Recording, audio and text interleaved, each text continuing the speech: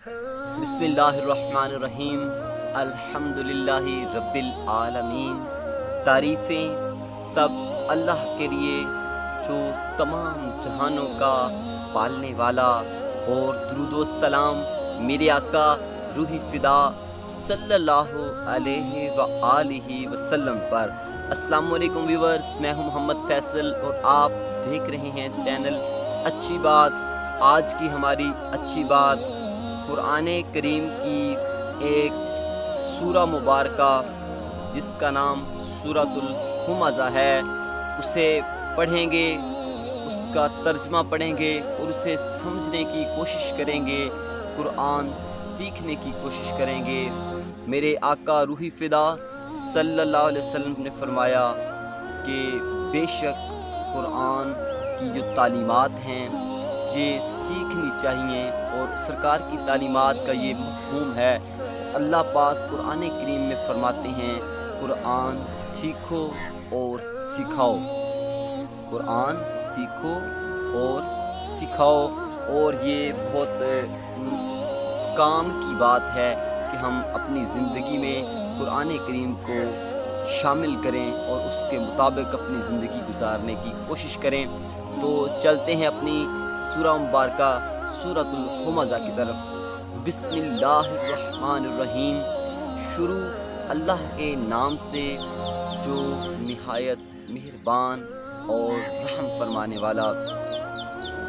वैलुल लिकुल्लि हुमज़तिल लुमज़ा अल्लज़ी जमअ मालन व अद्ददा यहसबु अन्ना मालहु अहलदा कल्ला लयुंबज़न्ना फिल हुतमा वमा अदराका मल हुतमा नारुल्लाहिल मुक़दतुल्लती तत्तलिउ अलल अफ़इदा इन्नहा अलैहिम मुअस्सदा फी अमदिन मुबद्ददा। पहली आयत मुबारक अल्लाह ताला फरमाते हैं कुरान करीम में, वैलुल लिकुल्लि हुमज़तिल लुमज़ा, खराबी और तबाही है हर उस शख्स के लिए जो तानाजनी करता है मुँह पर और चुगलखोर है, चुगलखोरी करता है। दूसरी आयत मुबारक में अल्लाह ताला फरमाते हैं, अल्लज़ी जामा मालम व अद्ददा।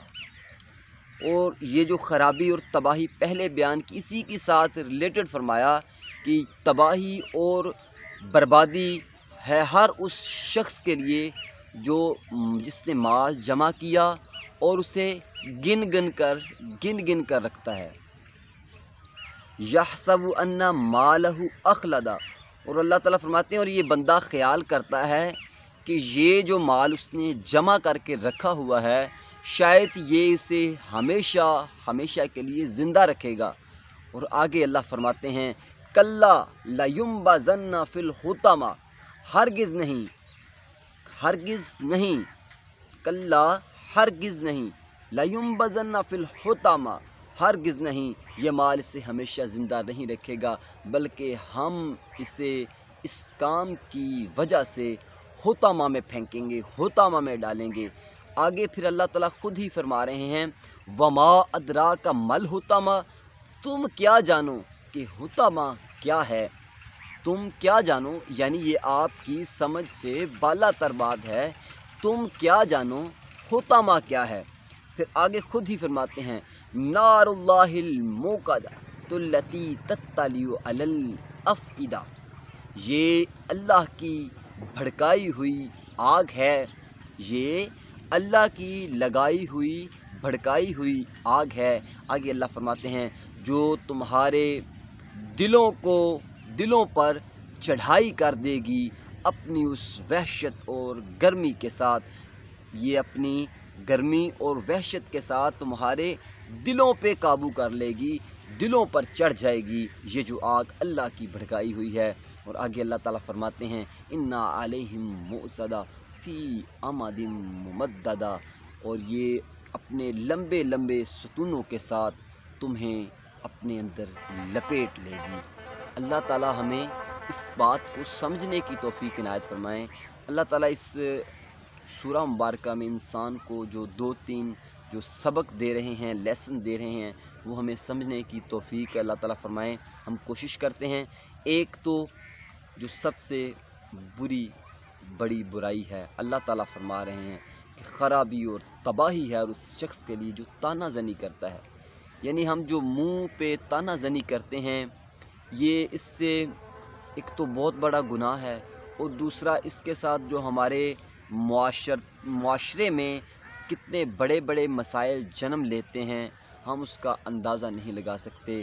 اور دوسرا اس کے ساتھ جو بتایا اللہ تعالیٰ فرما رہے ہیں، چغل خور، اور چغل خور کا بھی آپ لوگ بخوبی جانتے ہیں۔ جو بندہ چغل خور ہے، میرے آقا روحی فدا صلی اللہ علیہ وآلہ وسلم نے فرمایا کہ چغل خور جنت میں داخل نہ ہوگا۔ کتنی بڑی سرکار نے بات فرمائی، دنیا کے سب سے عظیم ترین انسان فرما رہے ہیں کہ چغل خور جنت میں داخل نہ ہوگا۔ میرے محترم، سوچنے کی بات ہے اور سمجھنے کی بات ہے۔ اللہ تعالیٰ ہمیں منہ پہ جو تانا زنی کرتے ہیں، اگر ہم میں سے کوئی شخص اس بیماری میں مبتلا ہے تو اللہ تعالیٰ ہمیں اس بیماری سے نجات دے اور چغل خوری جیسی بیماری سے بھی نجات دے۔ اور دوسرے نمبر پہ جو بڑا لیسن دیا گیا کہ جو مال کا جمع کرنا ہے، جسے ہم سٹاک کہتے ہیں، اور جو مال بڑے بڑے سٹاکیوں کے محاورے جو ہمارے ذہنوں میں ہیں، اور ہم لوگ اس کو سمجھتے ہیں کہ جو معاشرے میں سٹاک کرتا ہے، اس کے بعد جو پریشانی اور اس ملک قوم کے لیے تباہی بنتی ہے، وہ سب آج ہمارے سامنے ہے۔ ہم لوگ اس چیز کو فیس کر رہے ہیں۔ اللہ تعالیٰ ہمیں ان چیزوں پر عمل کی توفیق عنایت فرمائے، اور اللہ تعالیٰ ہمیں اپنے خوف سے ہمارے دلوں کو اپنی طرف متوجہ فرمائے، تاکہ ہم اس چیز کو ذہن میں رکھتے ہوئے ہم اپنی زندگی گزاریں۔